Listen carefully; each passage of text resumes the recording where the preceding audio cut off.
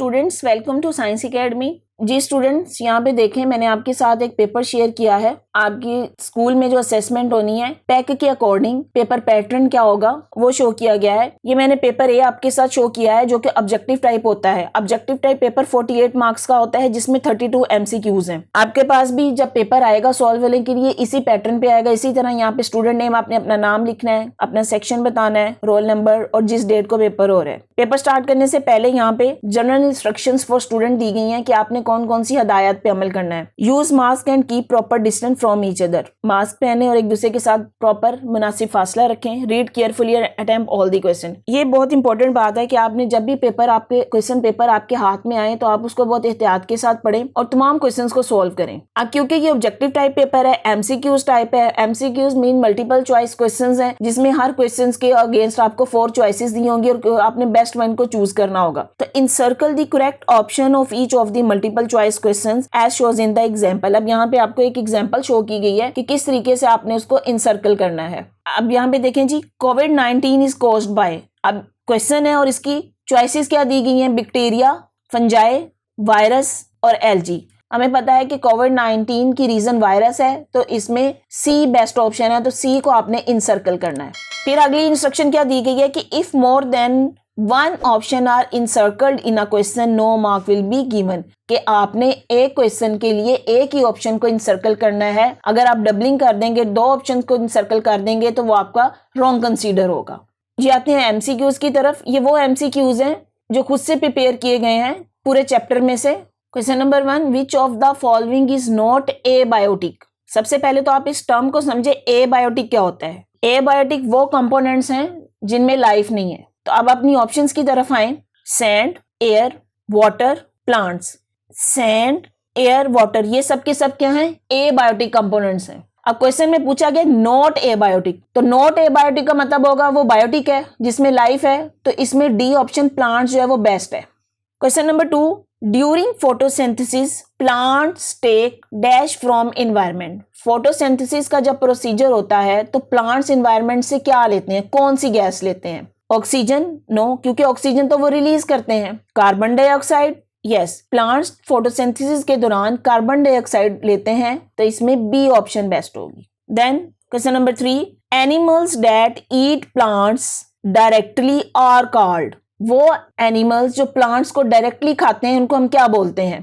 Primary consumers, secondary consumer, tertiary consumer, none of these. अब option देखें, हमने पढ़ा था कि प्राइमरी कंज्यूमर्स या जिनको हम हर्बीवोर्स बोलते हैं, ये वही ऑर्गेनिजम्स हैं, ये वही एनिमल्स हैं जो प्लांट्स को डायरेक्टली खाते हैं। तो इसमें ए ऑप्शन बेस्ट ऑप्शन है।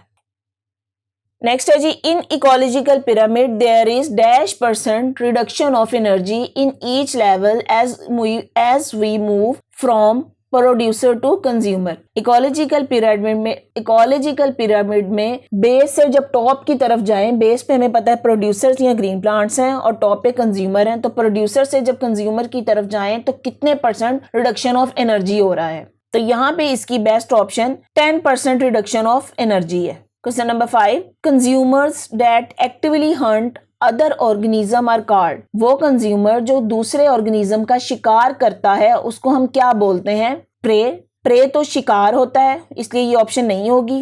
नंबर बी ऑप्शन है प्रीडेटर। जी, प्रीडेटर जिसको सिंपली हम शिकारी भी कहते हैं, तो शिकारी ही किसी चीज का शिकार करेगा, तो इसलिए इसमें बी ऑप्शन जो है वो बेस्ट होगी, प्रीडेटर। प्रीडेशन इसलिए नहीं कहेंगे कि ये प्रीडेशन इस पूरे अमल को कह रहे हैं कि जिसमें कोई प्रीडेटर प्रे को खाता है। Question number 6, lichens and small plants grow on the trunk of the big tree is example of. जी, इसके ऑप्शन देखें, कमेंशलिज्म, म्यूचुअलिज्म, पैरासिटिज्म। आप पहले तो ये देख लें, कमेंशलिज्म वो रिलेशनशिप है जिसमें एक ऑर्गेनिज्म को बेनिफिट होता है जबकि दूसरे को नहीं होता, और म्यूचुअलिज्म वो है जिसमें दोनों ऑर्गेनिज्म एक दूसरे से बेनिफिट लेते हैं, और पैरासिटिज्म वो रिलेशनशिप है जिसमें हार्म देते हैं, एक दूसरे को नुकसान पहुंचाते हैं। तो लाइकन जो है वो प्लांट्स के ऊपर जब ग्रो करते हैं, वो लाइकन उन बिग ट्री से अपनी खुराक लेते हैं, लेकिन उस बड़े दरख्त को कोई फायदा नहीं होता। तो ये वो रिलेशनशिप है जिसमें एक बेनिफिट ले रहा है लेकिन दूसरे को कोई ना तो हार्म हो रहा है और ना कोई बेनिफिट हो रहा है, तो इसमें कमेंशलिज्म बेस्ट ऑप्शन होगी।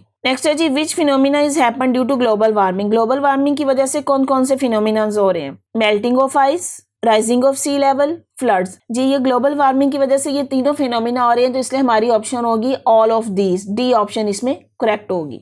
नेक्स्ट है जी छांगा मांगा is the main forest found in the district dash of Pakistan. Changa मांगा जो है वो किस डिस्ट्रिक्ट में है, तो ये डिस्ट्रिक्ट कसूर में आ जाता है, सी ऑप्शन इसमें बेस्ट होगी। Next question, the hunting and trade of endangered species should B, कि जो एंडेंजर्ड स्पीशीज हैं जो पहले ही दुनिया से खत्म हो रही हैं, तो उनका शिकार करना या उनकी ट्रेड या तिजारत करना उसको क्या होना चाहिए। प्रमोटेड का मतलब है उसको प्रमोट करना चाहिए या उसको आगे बढ़ाना चाहिए, नहीं ये ऑप्शन तो नहीं हो सकती, क्योंकि हमें एंडेंजर्ड स्पीशीज को सेव करना है, तो इसमें ऑप्शन बैंड, बी ऑप्शन इसमें करेक्ट ऑप्शन होगी कि hunting and the trade of endangered species should be banned. Next है we can save our environment by, अपने इन्वायरमेंट को सेव करने के लिए आप क्या क्या कर सकते हैं। फॉरेस्ट स्ट्रेटेजी, यस ऑप्शन है। प्लांटेशन, ये भी ठीक ऑप्शन है। रिड्यूसिंग पोल्यूशन, ये भी है। तो इसमें सारी की सारी ऑप्शन ठीक है, तो इसलिए डी को हम इनसर्कल करेंगे। नेक्स्ट है the basic structural and functional unit of nervous system. Nervous system की बेसिक स्ट्रक्चरल और फंक्शनल यूनिट को हम क्या कहते हैं। नेफ्रॉन, नहीं ये तो आप लोगों ने अपने चैप्टर में कोई इस तरह का जिक्र नहीं पढ़ा। न्यूट्रॉन, नहीं। यस न्यूरॉन्स पढ़ा है, तो neuron is the basic structural and functional unit of nervous system. Examples of effectors, effectors की एग्जाम्पल बतानी है आपने। मसल्स, ग्लैंड्स, हमने पढ़ा था कि muscles and glands both are the example of effector, तो इसमें C option both A and B mean muscles और ग्लैंड दोनों, तो इसमें सी ऑप्शन जो है ये करेक्ट ऑप्शन होगी। नेक्स्ट है neuron transmits messages in form of, neuron जो मैसेज ट्रांसमिट करते हैं वो किस फॉर्म में होता है। Electrochemical waves, shock waves, heat waves. अब यहाँ पे देखेंगे कोई हमारी बॉडी में कोई शॉक वेव्स या हीट वेव्स तो ऐसे नहीं आती हैं, तो इसमें ना इसमें ऑल ऑफ दीज ऑप्शन आएगा। इसमें बेस्ट ऑप्शन इलेक्ट्रोकेमिकल वेव्स है, क्योंकि न्यूरॉन ने जो मैसेज ट्रांसमिट करना है वो इलेक्ट्रोकेमिकल वेव्स की फॉर्म में आपकी बॉडी में मैसेज को ट्रांसमिट करते हैं। नेक्स्ट है जी the right cerebral hemisphere controls. अब हमने जब ब्रेन का स्ट्रक्चर पढ़ा था उसके राइट सेरिब्रल हेमिस्फीयर के फंक्शंस पढ़े थे, तो उसमें वो कौन सी एक्टिविटी को कंट्रोल कर रहा था, तो इसमें ये स्पेटियल एबिलिटी को कंट्रोल करता है। ये इसमें बी ऑप्शन बेस्ट है। स्पीच और राइटिंग स्किल जो है ये लेफ्ट सेरिब्रल हेमिस्फीयर का काम है। नेक्स्ट है जी spinal cord is the extension of, spinal cord is the extension of medulla oblongata. Spinal cord जो है वो मेडुला ऑब्लंगेटा की एक्सटेंशन है, इसमें सी ऑप्शन बेस्ट होगी। एग्जाम्पल ऑफ स्टिमुलाई इज, अब स्टिमुलाई क्या था कि कोई भी चीज जो आप फील करते हैं उसको हम स्टिमुलाई बोल रहे थे। जैसे ऑप्शन ए में देखें हीट है, कोल्ड है, तो ये वो चीजें जिनको आप फील करते हैं, तो हीट भी स्टिमुलाई की एग्जांपल है, कोल्ड भी इसकी एग्जांपल है। अब आप इसमें इन दोनों ऑप्शन को तो इनसर्कल नहीं करेंगे, वो तो आपका आंसर रॉन्ग कंसीडर होगा। अगली ऑप्शंस देख लेते हैं। नर्व इंपल्स, ये तो कोई स्टिमुलाई नहीं है। डी ऑप्शन में बोथ ए एंड बी, जी तो इसमें डी ऑप्शन आ जाएगा कि बोथ ए एंड बी आपकी ऑप्शंस हैं। Question number 17, dash is an oval structure present beneath the mid brain. Mid brain के नीचे ओवल शेप स्ट्रक्चर है, उसको हम क्या बोलते हैं, तो ये पोन्स था। Pons is an oval structure present beneath the mid brain.